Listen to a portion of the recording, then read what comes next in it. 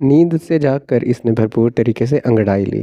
نظر سیدھی سامنے صوفے پر بیٹھے عالم پر گئی، جو اپنے موبائل میں لگا تھا۔ بلیک پینٹ کے ساتھ اس نے وائٹ شرٹ پہنی تھی، جس کی آستینوں کو کوہنیوں تک فولڈ کر رکھا تھا۔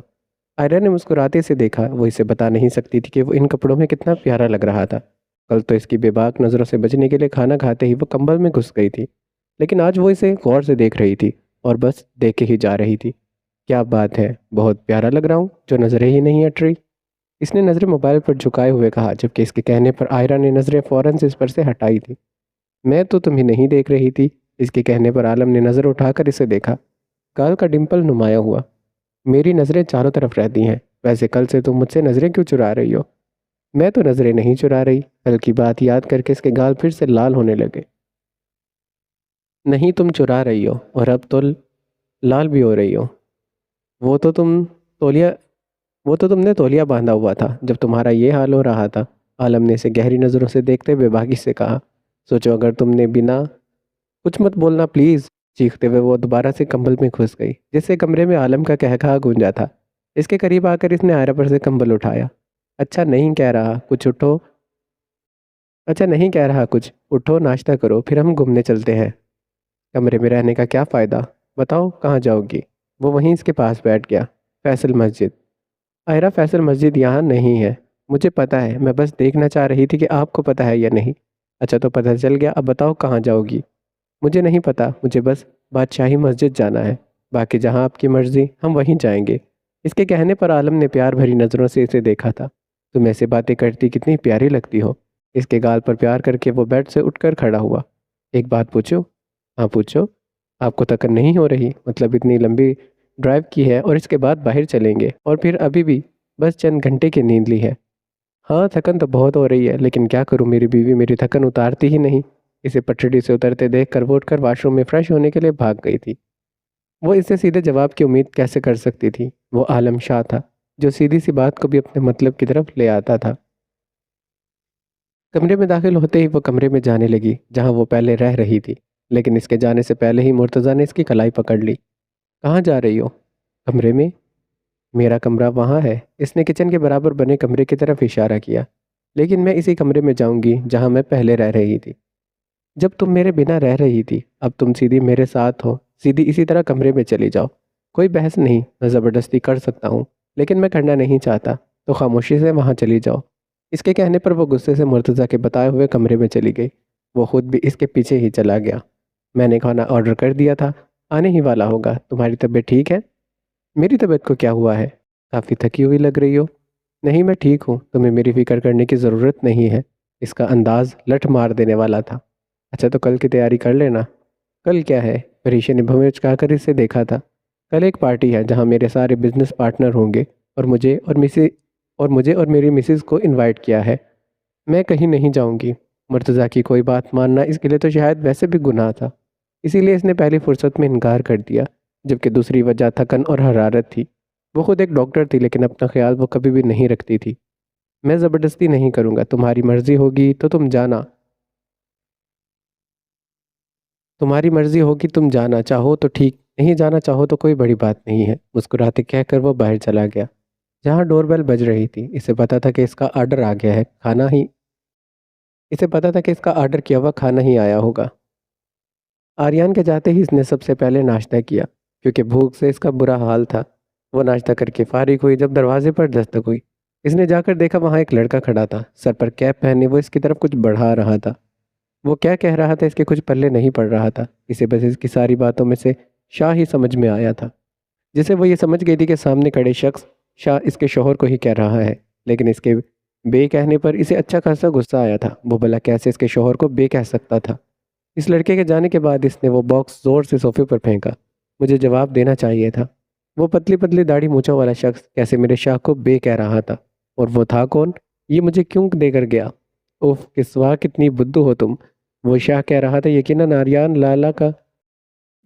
آریان لال مطلب شاہ نے ہی بھجوایا ہوگا۔ وہ خود سے باتیں کرنے میں مصروف تھی جب اس کا فون بجا،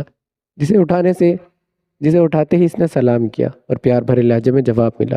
وعلیکم السلام۔ کیا ہو رہا تھا جان؟ کچھ نہیں، میں نے تمہارے لیے کچھ بھجوایا تھا۔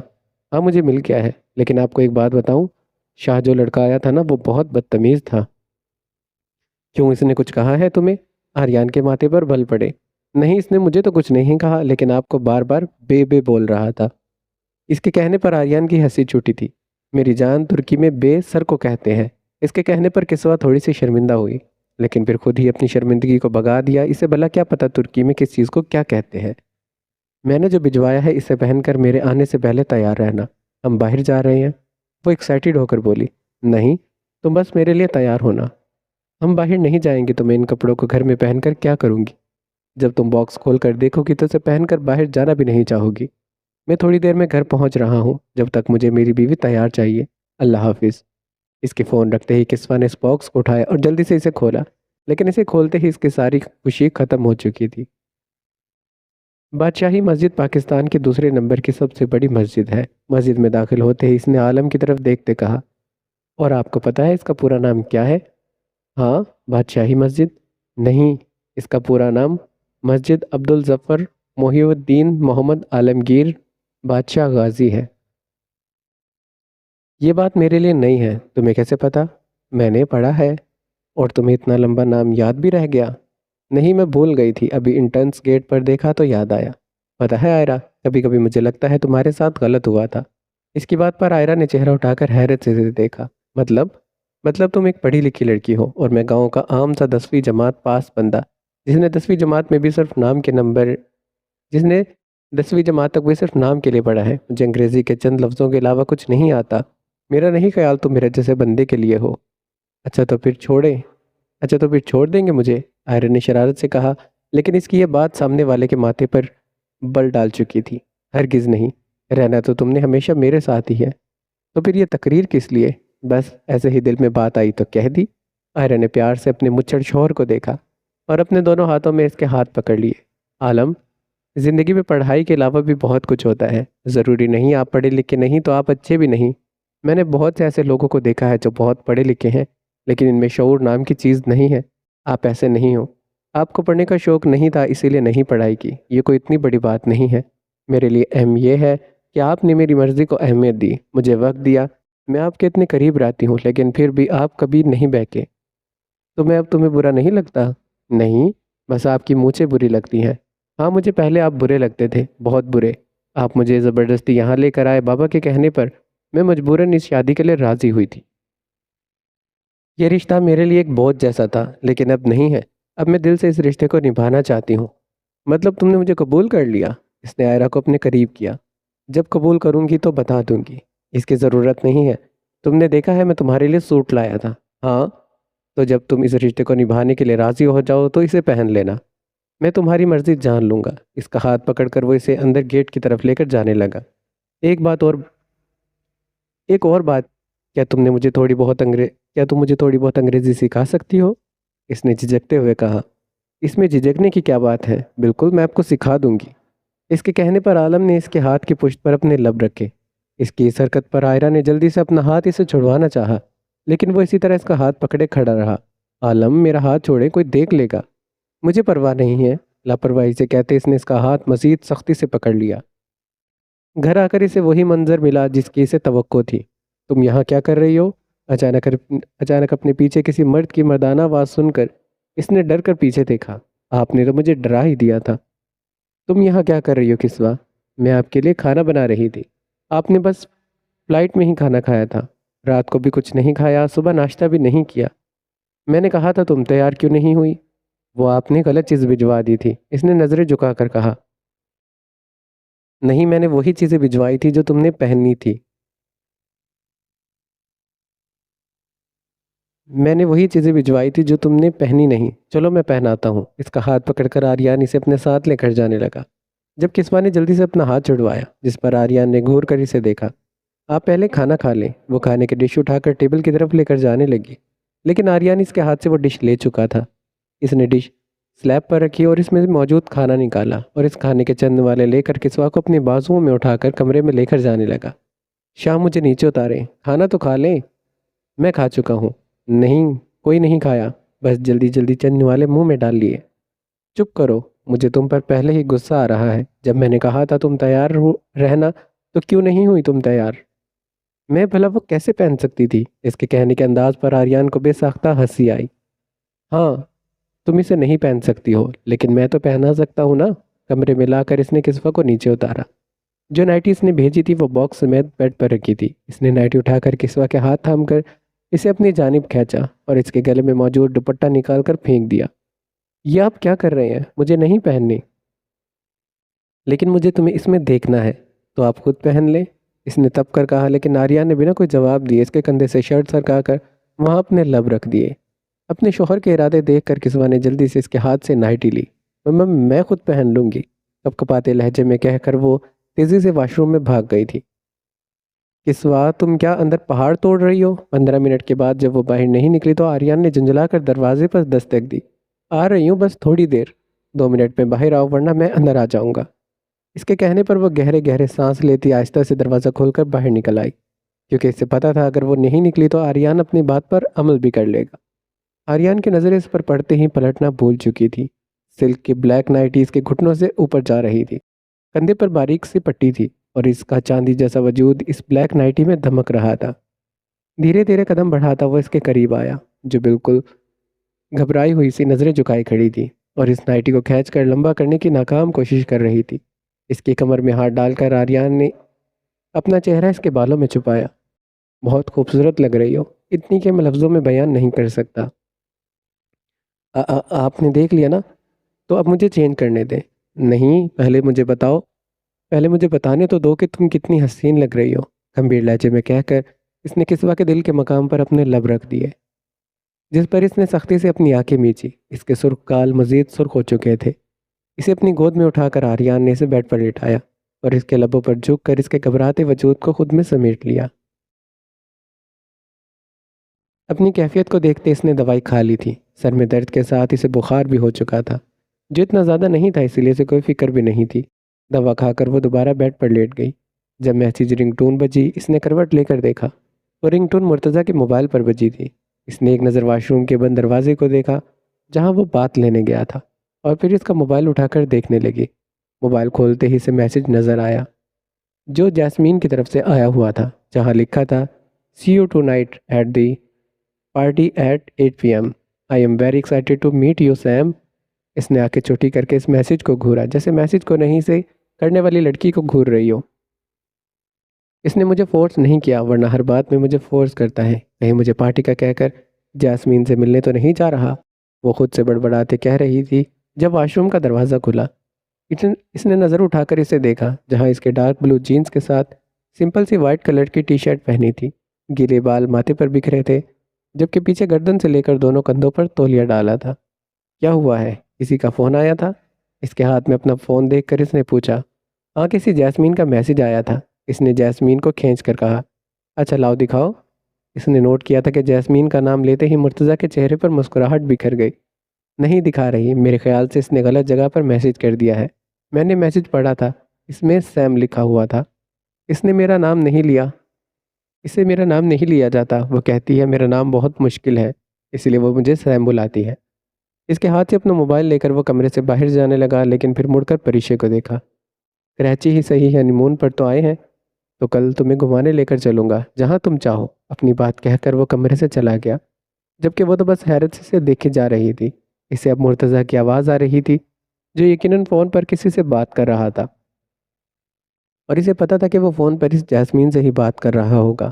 اچھا، تو اس لیے فورس نہیں کیا مجھے چلنے کے لیے، لیکن اب میں جاؤں گی اور جا کر دیکھوں گی اس اعلیٰ دین کی جاسمین کو، بھلا کیسی ہے جسے اتنے ہنس ہنس کر باتیں کر رہا ہے۔ اس نے غصے سے کہا، کیونکہ مرتضیٰ کا کہا وہ اس بند کمرے میں بھی آرام سے سن سکتی تھی۔ وہ سو رہی تھی یا سونے کا ناٹک کر رہی تھی، یہ اسے نہیں پتا تھا، لیکن اس کے ڈسٹرب ہونے کے خیال سے وہ دوسرے کمرے میں تیار ہونے چلا گیا۔ مکمل تیار ہو کر جب وہ کمرے سے نکلا تو باہر کا منظر بہت مختلف تھا، جہاں اس کی بیوی ریڈ کلر کی سمپل لانگ فراک پہنے صوفے پر بیٹھی اپنے پیروں میں ہائی ہیل پہن رہی تھی۔ وہ کب اٹھی تھی، کب اتنی جلدی تیار ہوئی، اسے پتہ نہیں چلا، اور وہ پتہ بھی کرنا نہیں چاہتا تھا۔ اس کی نظریں تو بس اس وقت اپنی تیار شدہ بیوی پر جمی ہوئی تھی۔ اس نے ریڈ کلر کی فراک کے ساتھ ڈارک ریڈ لپسٹک لگائی تھی۔ اس کی ہیل ریڈ کلر کی تھی، اس کے ایئر رنگ میں بھی گولڈن اور ریڈ کلر آ رہا تھا۔ وہ جانتا تھا کہ اس کی بیوی کو ریڈ کلر بے حد پسند ہے، اس کے وارڈروب میں آدھے کپڑے ریڈ کلر کے ہی بھرے تھے۔ کہاں جانے کی تیاری ہو رہی ہیں؟ پینٹ کی دونوں جیبوں میں ہاتھ ڈالے وہ اس کے قریب آیا، جس پر اس نے نظر اٹھا کر اسے دیکھا اور اپنی جگہ سے اٹھی، لیکن اٹھتے ہوئے قدم لڑکھڑائے جس پر اس نے گرنے سے سب سے پہلے ہی مرتضیٰ کی کلائی کو پکڑا تھا۔ میں تمہارے ساتھ پارٹی میں جا رہی ہوں، تمہیں بخار ہو رہا ہے۔ اس نے فکر مندی سے پہلے اس کے ماتھے اور پھر گردن کو چھوا جو گرم ہو رہے تھے۔ مجھے کچھ نہیں ہو رہا ہے، اور کب سے ہو رہا ہے؟ یہ کوئی اتنی بڑی بات نہیں ہے۔ ہم کہیں نہیں جا رہے، حتمی لہجے میں کہتے وہ اپنی ٹائی ڈھیلی کرنے لگا۔ مطلب جانا کینسل؟ تم نہیں جاؤ، میں بھی نہیں جاؤں گی، مجھے پتا ہے کون سے ہوٹل جانا ہے، اس نے جلدی سے کہا۔ اسے بس وہاں جانا تھا اور اس الادین کی جیسمین کو دیکھنا تھا۔ کل تو تم راضی نہیں تھی۔ ہاں تو اب راضی ہوں نا، چلو، کہتے ہوئے وہ باہر جانے لگی جب قدم ایک بار پھر سے لڑکھڑائے، لیکن اس نے بروقت خود کو سنبھال لیا۔ اس نے پہلی بار اتنی ہائی ہیل پہنی تھی۔ اتارو اسے، مرتضیٰ نے اس کے ہیل کو دیکھتے کہا جس پر اس کا منہ بن چکا تھا۔ کیوں اتاروں؟ اگر جانا ہے تو اسے اتارو، ورنہ یہیں رہو۔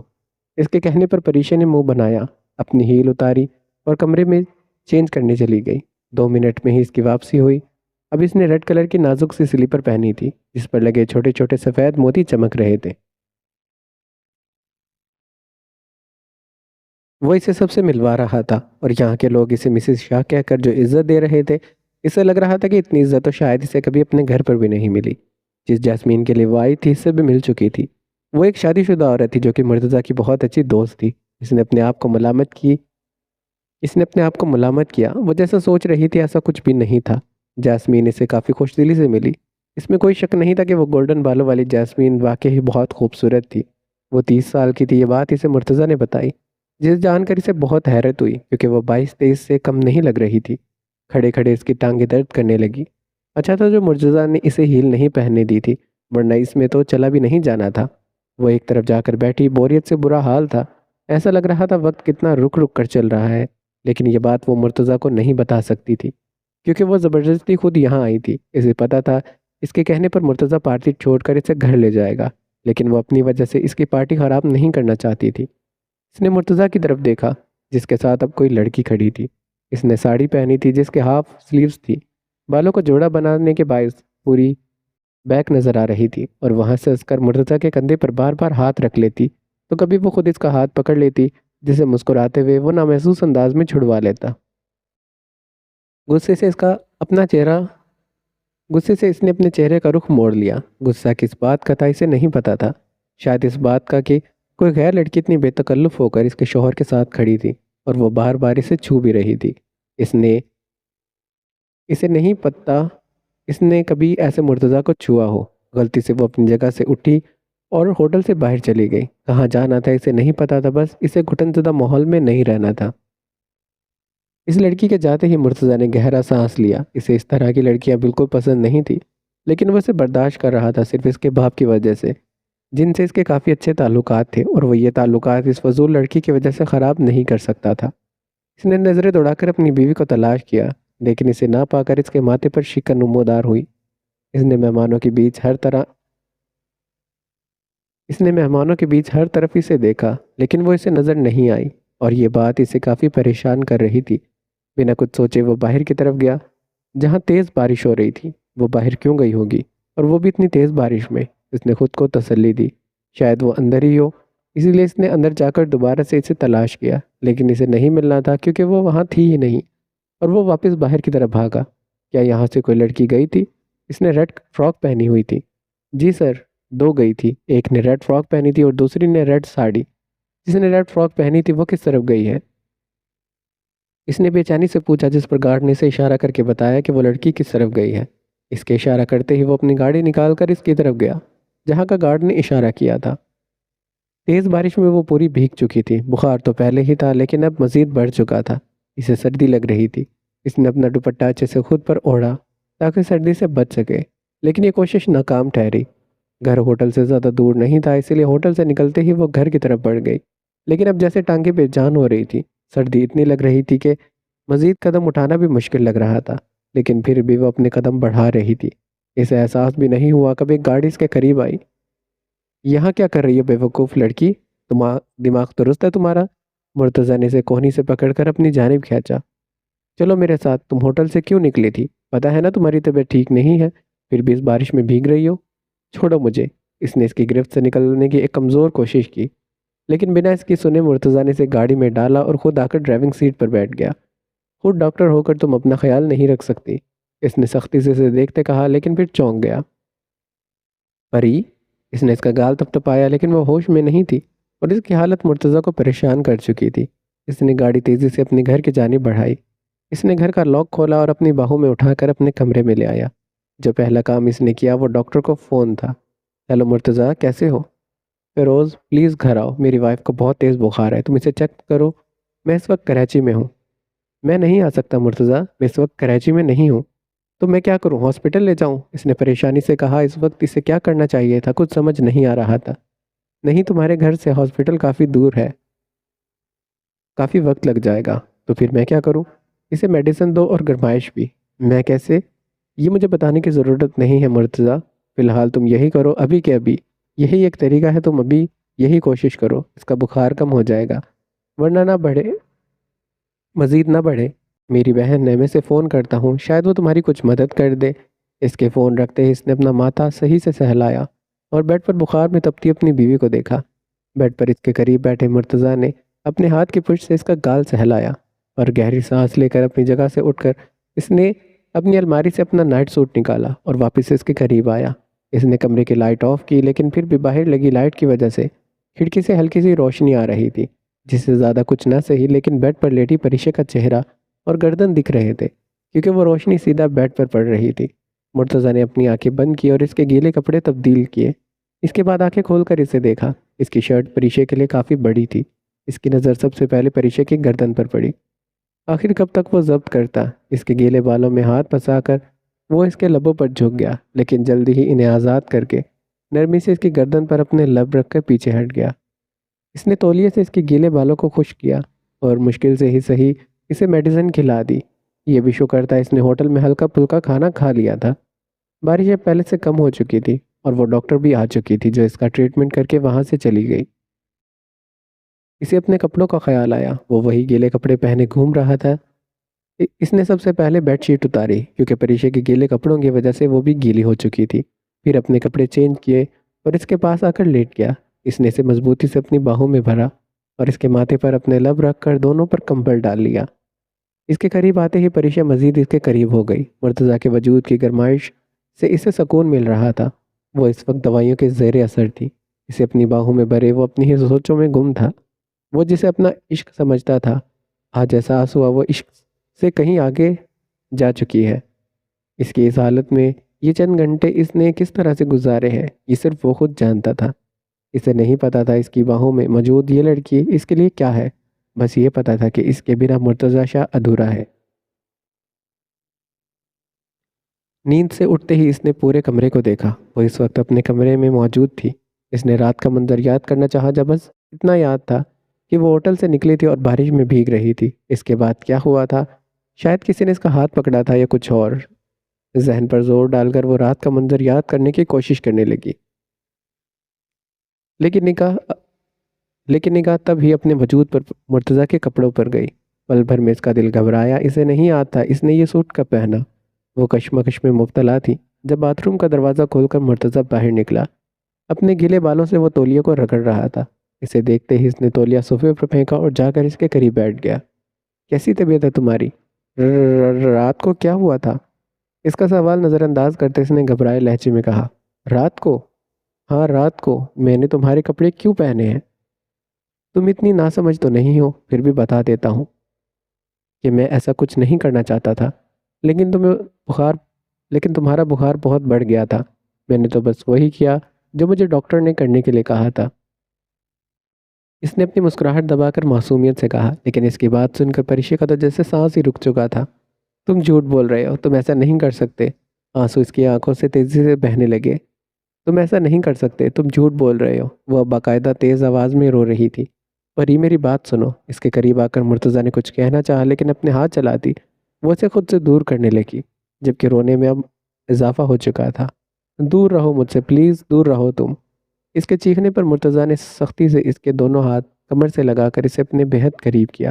پریشے اب ایک لفظ بھی مت کہنا، اور رونا بند کرو، کون سا ظلم کیا ہے میں نے تمہارے اوپر جو یہ رونا دھونا مچا رہی ہو؟ شوہر ہوں میں تمہارا، حق رکھتا ہوں تم پر، لیکن میں نے ایسا کچھ نہیں کیا۔ کیا کہا تھا میں نے کہ تم سے جو بھی کروں گا تمہاری اجازت سے کروں گا، اور مرتضی شاہ اپنی بات سے نہیں مکرتا، جو بات کہتا ہے اسے پورا کرتا ہے۔ میں نے تمہارے ساتھ کچھ غلط نہیں کیا، ساری رات بس تمہارے قریب رہا تاکہ تمہیں گرمائش دے سکوں، اور تمہارے گیلے کپڑے بدلنے والے تھے، وہ بھی اندھیرے میں۔ میں ایسا انسان نہیں ہوں جو تمہاری بے ہوشی کا فائدہ اٹھاتا۔ اگر مجھے کچھ کرنا ہوگا تو میں تمہارے پورے ہوش و حواس میں بھی کر لوں گا۔ تم کچھ بھی نہیں کر سکتی، لیکن میں منتظر ہوں تمہاری اجازت کا۔ اسے بیڈ پر دھکا دے کر وہ کمرے سے چلا گیا تھا، جبکہ اس کی ساری باتیں سن کر وہ اپنا رونا بھی بھول چکی تھی۔ اس کے ہزار بار محنت کرنے پر وہ آج اپنا رومانس کا موڈ آف کر کے اسے گھمانے لایا تھا، جہاں سب سے پہلے وہ اسے ڈیوائڈن واٹر فال لے کر گیا تھا۔ اس نے وہاں جا کر کتنا انجوائے کیا، یہ اسے پوچھنے کی ضرورت نہیں تھی۔ اس کے چہرے پر بچوں والی خوشی اس بات کا صاف پتہ دے رہی تھی۔ گھمانے کے بعد وہ اسے لے کر ریسٹورانٹ چلا گیا۔ آریان نے 3 سے 4 ڈشز منگوائی تھی، لیکن ہر ڈش کو چکھتے ہوئے اس کی بیوی کا منہ بن گیا تھا۔ کسوا، کھانا کھاؤ، یہ بالکل بھی اچھا نہیں ہے، میں گھر جا کر خود کھانا بناؤں گی۔ میں تمہیں کسی اور ریسٹورانٹ میں لے کر چلتا ہوں، لیکن گھر جا کر تم کچھ نہیں بناؤ گی۔ گھر جا کر تم بس میرے پاس میری باہوں میں رہو گی۔ اس کے کہنے پر کسوا کے گال دہک اٹھے تھے، جنہیں وہ بڑی فرصت سے دیکھ رہا تھا۔ مجھے کیوں دیکھ رہے ہیں؟ کھانا کھائیں اور کچھ اور آرڈر کریں۔ اس کے کہنے پر جب آریان نے اس سے نظر نہیں ہٹائی تو اس نے اپنے ہاتھوں میں اپنا چہرہ چھپایا۔ وہ دونوں اس وقت اسلام آباد کے سینٹورس مال میں آئے ہوئے تھے، جہاں آئرا کتنا کچھ خرید چکی تھی، اور پھر بھی اسے اپنی کی ہوئی شاپنگ کم لگ رہی تھی۔ آئرا، اور کتنی چیزیں لینی ہیں؟ رک جائیں، ابھی میری شاپنگ رہتی ہے۔ ابھی میں نے اماں سائیں اور پری کے لیے کچھ نہیں لیا، ان کے لیے بھی لینی ہے، اور اب آپ اپنا منہ بند رکھیے گا۔ 3 دفعہ مجھے ٹوک چکے ہیں، آپ کا کیا جا رہا ہے؟ جو بھی جا رہا ہے اپنے شوہر کی کمائی سے لے رہی ہوں۔ اس نے ناک چڑھا کر کہا۔ شوہر کی کمائی سے کیوں لے رہی ہو؟ کیونکہ ان کی ہر چیز پر میرا حق ہے، اسی طرح تمہارے شوہر کا بھی تم پر حق ہے، وہ بھول گئی ہو؟ آئرا نے اپنی آنکھیں زور سے میچی۔ وہ پھر سے بات کا رخ اپنی مطلب کی طرف لے آیا تھا۔ آپ میرے پیچھے کیوں کھڑے ہیں؟ جا کر وہاں سکون سے سائڈ پر کھڑے ہو جائیں۔ ہائے، میں سائڈ میں کھڑا ہونے سے بھلا کس بیوقوف کو سکون ملتا ہے؟ میرے لحاظ سے سکون کی جگہ تو بیوی کی باہیں ہوتی ہیں۔ اس کے بے باکی سے کہنے پر آئرا شاپ سے باہر نکل گئی تھی، جبکہ مسکراتے وہ بھی اس کے پیچھے چلا گیا تھا۔ آپ کو پتہ ہے یہ میری فیوریٹ ڈش ہے، اس نے چاؤمین عالم کی طرف بڑھاتے کہا تھا۔ آج سارا کھانا اس نے اپنی پسند کا آرڈر کیا تھا، جس میں کچھ بھی عالم کو پسند نہیں آیا تھا، لیکن وہ خاموشی سے کھا رہا تھا۔ البتہ اس کے چہرے کے تاثرات اندر کا صاف پتہ دے رہے تھے۔ وہ شہر بہت کم آتا اور کھانا بھی زیادہ تر دیسی کھاتا تھا، اس لیے آئرا کو پتہ نہیں تھا کہ اسے اپنے کھانوں کے علاوہ کسی اور ڈش کے نام بھی پتہ ہوں گے، لیکن اسے ہر ڈش کا نام پتہ تھا۔ یہ سب کھاتی ہو، جب ہی تو تمہارا یہ حال ہو رہا ہے۔ کیا حال ہو رہا ہے میرا؟ اس نے آنکھیں چھوٹی کر کے اسے گھورا تھا۔ خود دیکھو اپنے آپ کو، کتنی سوکھی ہو تم۔ کبھی کبھی تو میں سوچ میں پڑ جاتا ہوں کہ تمہارا وجود مجھے برداشت کیسے کرے گا۔ کچھ تو خیال کریں، ہم پبلک پلیس پر موجود ہیں۔ میں نے کون سا کوئی گستاخی کر دی ہے جو تم اتنی لال گلابی ہو رہی ہو؟ چلو کھانا کھاؤ۔ اس کی حالت کو انجوائے کرتے وہ خود بھی کھانا کھانے لگ گیا۔ سارا دن وہ کمرے سے باہر نہیں نکلی تھی۔ اپنے کہے لفظوں کو یاد کر کے وہ کافی شرمندہ ہو رہی تھی۔ ہاں، اسی لیے تو تم نے مجھ سے نکاح کیا ہے۔ شاہ انڈسٹریز کا مالک مرتضی شاہ بھلا مجھ سے شادی کیوں کرے گا؟ ایک پل میں محبت ہو گئی، اسی لیے نہیں مانتی میں سب کو۔ میں جانتی ہوں تم نے مجھے اس لیے نکاح کیا تاکہ نکاح کی آڑ میں تم اپنی ہوس پوری کر سکو۔ خود کا بہت پہلے مرتضیٰ کو کہا گیا جملہ اس کے کانوں میں گونجا، اور وہ مزید شرمندہ ہو گئی۔ پہلے بھی اس نے یہی کہا تھا اور آج بھی یہی کہہ دیا۔ پریشے، اگر اسے تمہارے وجود کی چاہ ہوتی تو اب تک تمہاری اجازت کے انتظار میں کیوں بیٹھا ہوتا؟ نکاح میں ہو تم اس کے، اگر اسے یہی سب کرنا ہوتا تو اس کے لیے مشکل نہیں تھی۔ تم ایک کمزور لڑکی ہو جو اس کا مقابلہ بھی نہیں کر سکتی، پھر بھی وہ تمہیں وقت دے رہا ہے۔ ضمیر نے اسے ملامت کیا۔ اپنے کہے لفظ یاد کر کے اسے بہت برا لگ رہا تھا۔ وہ انہی سوچوں میں گم تھی جب ڈور بیل بجی۔ اپنے آنسو کو صاف کرتے وہ جلدی سے ڈور کھولنے کے لیے اٹھی، کیونکہ اسے پتا تھا کہ آنے والا مرتضیٰ ہی ہوگا جو اپنے آفس گیا تھا۔ اس کے دروازہ کھولتے ہی وہ بنا اس کی طرف دیکھے اندر چلا گیا۔ اپنا بریف کیس اور کوٹ اتار کر اس نے صوفے پر پھینکا۔ دوائی کھا لی تھی تم نے؟ اس نے پریشے کی طرف دیکھتے سنجیدگی سے کہا، میں جس پر اس نے اپنی گردن ہاں میں ہلا دی۔ کھانا لگاؤں؟ بھوک نہیں ہے۔ ٹائی کی ناٹ ڈھیلی کر کے وہ وہاں سے جانے لگا۔ تب پھر اس نے اسے پکارا تھا۔ میں نے تمہارے انتظار میں نہیں کھایا، میں نے سوچا دونوں ساتھ کھا لیں گے۔ تم کھا لو، مجھے بھوک ہوگی تو میں کھا لوں گا۔ پریشے نے آج سے پہلے اسے اتنا سنجیدہ کبھی نہیں دیکھا تھا۔ نہیں کھاتا، نہیں کھانا تو نہیں کھائے۔ اس کے کمرے میں جانے کے بعد خود سے بڑبڑا کر وہ کچن میں جا کر اپنے لیے کھانا نکالنے لگی، لیکن بھوک تو اس کی بھی اٹھ چکی تھی۔ پتہ نہیں مرتضیٰ کی ناراضگی بری لگ رہی تھی یا پھر اس کی محبت بھرے رویے کی عادت ہو گئی تھی۔ اپنی کیفیت وہ خود بھی سمجھ نہیں پا رہی تھی۔